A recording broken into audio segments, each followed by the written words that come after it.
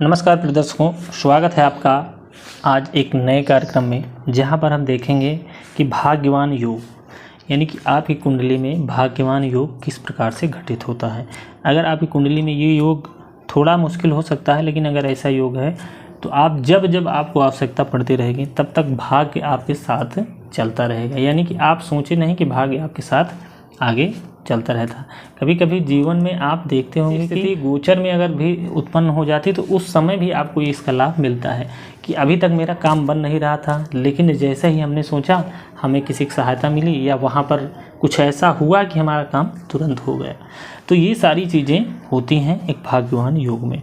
तो भाग्यवान योग बनता किस प्रकार से है, इसमें किन किन भावों को हमें ध्यान में रखना है। इन भावों को देखने के लिए आपके सुख भाव को, ज्ञान भाव को, उसके बाद आपके भाग्य भाव को, इन सब को देखना है। यानी कि सुखेश, ज्ञानेश और भाग्येश, इन तीनों भाव के स्वामी आपकी कुंडली में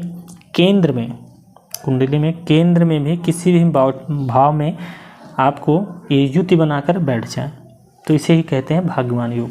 अब ये 2 और 1 भी हो सकते हैं, यानी कि 2 ग्रह यहाँ बैठे, 1 ग्रह यहाँ बैठे, 1 ग्रह यहाँ बैठे, 2 ग्रह यहाँ बैठे, तो ऐसा भी है, तब भी ये जो है भाग्यवान योग कहलाता है। यहाँ पर ये रंग थोड़ा सा फीका है, तो ये भी जो है भाग्यवान योग कहलाता है। तो अगर ऐसी स्थिति आपकी कुंडली में है तो आप निश्चित रूप से भाग्यवान हैं। यानी कि अगर आप किसी कुंडली का भी निर्माण भी करते हैं तो यहाँ पर चलिए निर्माण करके मैं आपको दिखा देता हूँ एक बार। जैसे यहाँ पर आप देख रहे हैं कि मैंने मेष लग्न की एक कुंडली बना ली है। तो मेष लग्न में अब यहाँ पर देखिए कि चौथे भाव आपका चंद्रमा, 5वां भाव सूर्य और 9वां भाव गुरु।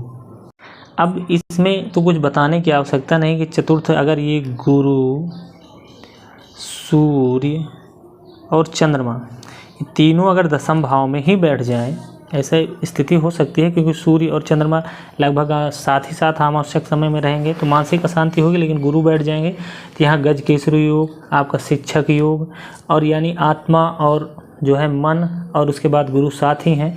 तो इसमें कहाँ कुछ सोचने की बात है कि ऐसा जातक क्या नहीं कर सकता। अपने बल पर, अपने दम से, अपने विवेक से, अपनी बुद्धि से, अपने ज्ञान से हर एक चीज़ वो कर सकता है जो वो चाहे। उसका भाग्य उसके साथ साथ ही चलता रहे। अब ये स्थिति कुंडली में, लग्न में कहीं पर भी बन जाए, अब 2 ग्रह यहाँ बैठे हैं, 1 यहाँ भी, तब भी इसका प्रभाव पड़ेगा। लेकिन युति में है अत्यंत श्रेष्ठ होता है ऐसा योग।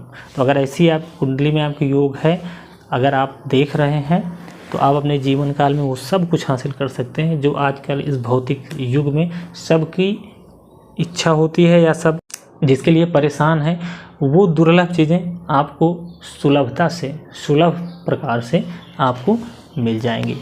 जानकारी कैसी लगी, वीडियो कैसा लगा? अगर जानकारी पसंद आ रही हो और चैनल पर नए हैं तो लाइक करके सब्सक्राइब कर लीजिए, बेल आइकन को जरूर प्रेस कर देना।